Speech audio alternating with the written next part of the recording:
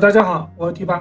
上一期呢，给大家看了玩2.2的它5B 以及14B 的它们的一个效果。然后呢，我们简单搭了一下工作流，并且呢，发现它跑得非常慢，然后呢，显存占用比较大，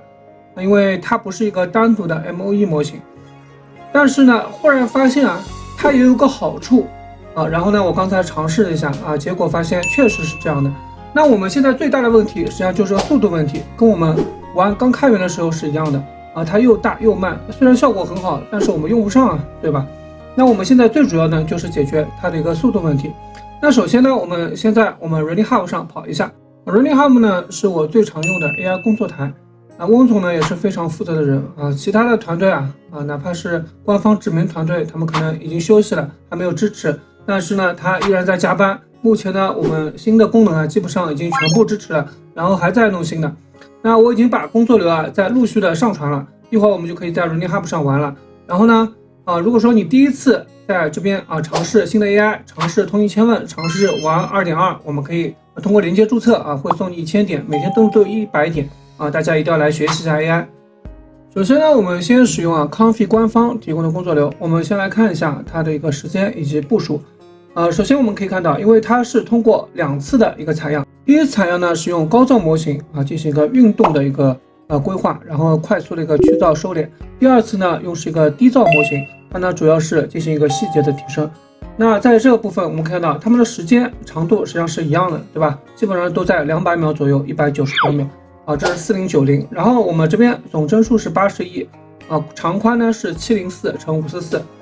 那第一个我们要给它加速的办法非常简单肯定是用 T-Catch 加 Sage Attention， 因为 Sage Attention 本身就可以极大的提高它的一个注意力的一个速度，包括减少内存的使用。所以说我们首先第一次改版的工作流是这样的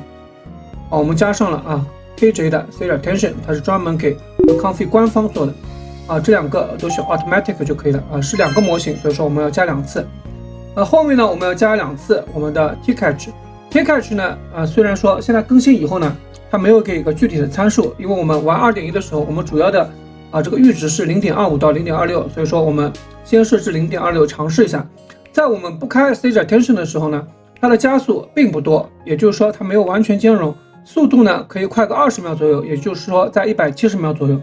当我们加上 Sage Attention 以及 T-Catch 部署不变的情况下，可以看到速度已经达到了123秒，也就是说呢，从刚才的总时长400秒，就是8分钟，到了现在的250秒，也就是说在4分钟左右，已经速度快了1倍了然后呢，质量并没有削减，我们可以看一下这是真真弯下腰捡起这样一个硬币这在我们玩刚推出的时候有给大家测试过，当时呢这是一个非常复杂的动作，它并不能很好的完成，我们当时加了非常多的一些技术才把它完成这样动作。但对于现在玩 2.2 来说，这样的动作对它来说非常非常简单。那我们再看一下如何继续加速呢我们这边继续加速，这个时候呢我们就要加上我们的 Light X2V。 当然有些朋友会说加上 Fusion X 可以吗？可能也是可以的，但是我们都知道那个是会改变人物的一致性的，所以说不是很推荐。然后呢还有 X Video它的步数呢要求更高一点也是一个相对早期一点的它的一个加速框架。然后呢还有 Cascade 呢这个质量不是很好，然后呢可能会导致它的一个变色，所以说呢我们加上呢选择的是这个 Light X2V Rank 64的，当然我们可以尝试128的64的我个人测下来是比较好的。在这个时候呢我们继续加上我们 Sage Attention但是这个时候就不能加 T-Catch 了，大家务必注意这2个是不兼容的。那在这样一个情况下，我们先尝试一下总步数给它12步，然后呢高采样6步，然后呢低采样6步，一共呢是12步。我们来看一下真真捡这个硬币，可以看到质量没有任何的劣化，跟刚才是一样的，速度获得了极大的提高。刚才呢我们是4分钟，也就是250秒左右，现在2次采样加起来可以看到只有90秒，也就是1分半左右。那可以看到速度我们又提高了2倍以上，对吧？那这个时候我们如何继续提高呢我们再修改一下。好，可以看到前面的部分基本上我们是不用再改了，因为如果说继续改的话可能会导致一些问题，就是不用再加其他的模型了。当然如果说你要加的话，我们可以加一些比如说可以提高细节平滑度的这样一些罗览也是可以的。也就是说呢，现在2.1的罗兰呢，它正常是支持2.2的，因为本身它们就是同一个体系下的，并没有差距那么大。因为现在它不是一个 MOE 模型，它把这两个模型呢单独分开了，你可以把它理解为单独的2个的普通的这个 Dense 模型，跟我们以前是一样的。所以说从框架结构来说，它们都是支持的。